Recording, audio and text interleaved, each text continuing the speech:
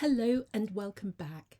Today I want to talk about inclusive practices and also education for social justice. 15 years ago, schools were bending over backwards to identify and support the children who needed extra help in terms of learning differences.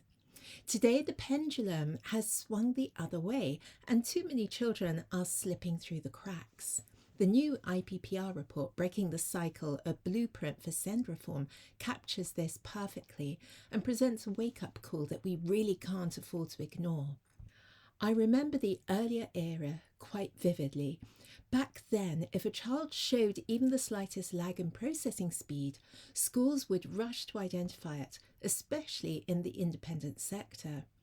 Extra time in exams was quite common, and parents expected swift action. This was a system that leaned heavily towards inclusion, and my role as Senko in an independent school was to ensure that every decision complied with the regulations and upheld the rigour of the examination system.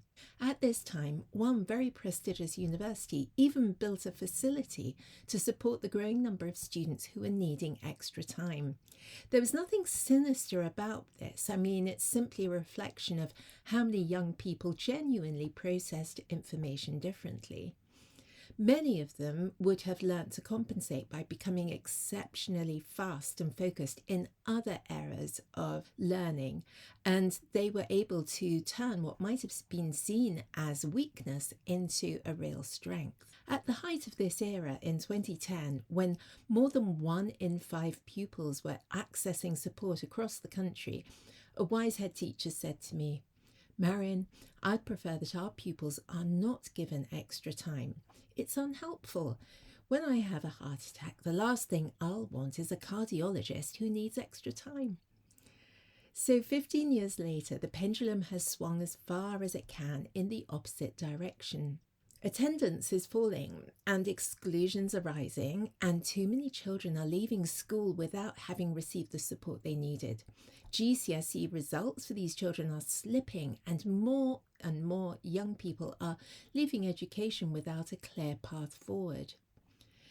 The system is currently struggling to process EHCPs, that's Education, Health and Care Plans, quickly enough, and this leaves children and their families waiting for months or even more than a year for the help that they need. Affluent parents still have the resources that they need to navigate the system, and 99% of them win their court cases. Meanwhile, teachers are left holding things together in the classroom, and 88% of them say in a survey that they need more support. So really, we have a system that feels very stretched, and the pressure is not only felt in family homes, where perhaps a parent has had to actually leave their job in order to look after the children, but also in every classroom and staff room in every single affected school. The IPPR report, Breaking the Cycle, a blueprint for SEND reform, calls for a system where every child can attend the local school and receive timely, high-quality support that adapts to their needs. It's a vision that feels really urgent and deeply human. I've seen firsthand why this matters. Years ago, I witnessed a young person who really struggled to tell the difference between similar sounding words. This would have seemed like a quite small detail in a school setting, but it became a really serious misunderstanding in court.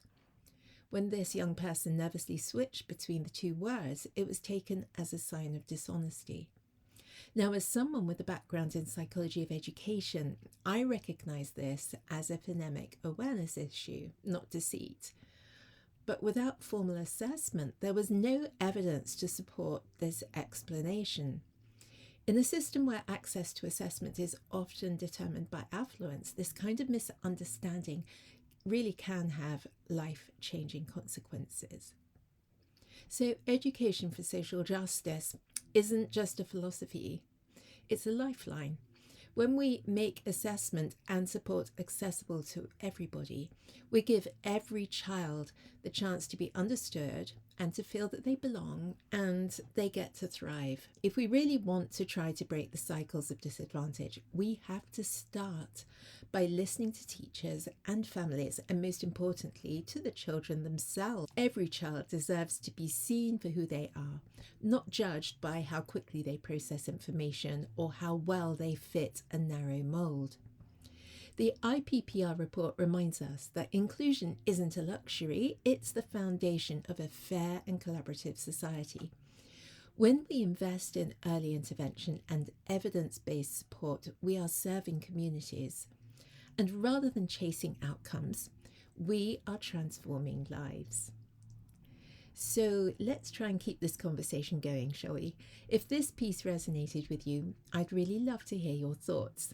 You can connect with me by joining me on LinkedIn or X or Instagram, whichever you prefer, or join the discussion on inclusive education and early intervention. And together we can help to shape a system that truly works for every child. Thank you so much for staying with me. Bye for now.